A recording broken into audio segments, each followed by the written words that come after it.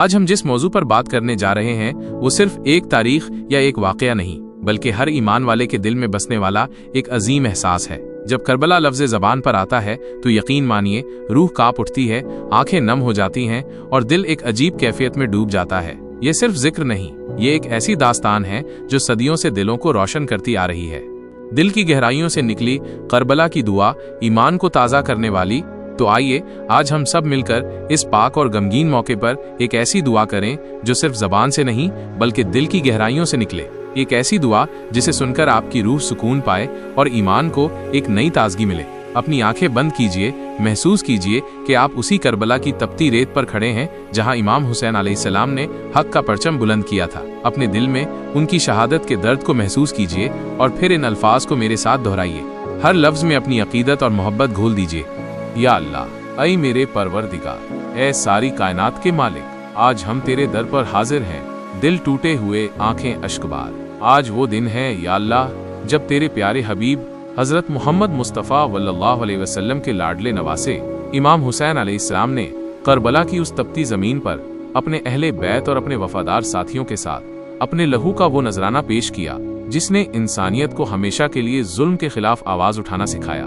یا اللہ، ہم گواہ ہیں اس بے مثال صبر کے جو امام حسین نے اس وقت دکھایا جب ان کے چھوٹے چھوٹے بچے پیاس سے بلکھ رہے تھے اور ان کے سامنے ان کے جوانوں کے لاشیں اٹھائی جا رہی تھیں۔ ہم گواہ ہیں اس عزم اور استقلال کے جو انہوں نے اس وقت دکھایا جب دنیا کی ساری طاقت ان کے مقابلے میں تھی، لیکن انہوں نے حق کے پرچم کو گرنے نہیں دیا۔ میرے مالک، ان پیاسے لبوں کے صدقے جو کربلا میں شہید ہوئے، ہمیں صبر کا وہ جوہر عطا فرما جو ہر مشکل میں ہمیں مضبوط رکھے۔ ان بکھرے ہوئے جسموں کے صدقے جو تیری راہ میں قربان ہوئے، ہمارے دلوں سے ہر بغض اور حسد کو نکال دے اور ہمیں محبت و بھائی چارے کا پیکر بنا دے۔ یا اللہ، ان کی شہادت کا یہ غم ہماری روحوں کو پاکیزگی عطا کرے، ہمیں وہ ہمت اور حوصلہ دے کہ ہم تیرے دین کی خاطر اپنی ہر آزمائش کا سامنا کر سکیں۔ ہمارے دلوں میں امام حسین علیہ السلام کی محبت اس قدر بھر دے کہ ہم ہمیشہ ان کی سیرت پر عمل کریں اور ظلم اور ناانصافی کے خلاف کھڑے ہوں۔ یا اللہ، ہمارے گناہوں کو بخش دے، ہماری خطاؤں سے درگزر فرما، ہمارے ایمان کو تازہ کر دے، اسے اتنا مضبوط کر دے کہ کوئی طوفان اسے ڈگا نہ سکے۔ ہمیں اپنی رحمت کے سائے میں لے لے اور ہمارے ہر ڈر کو دور کر دے۔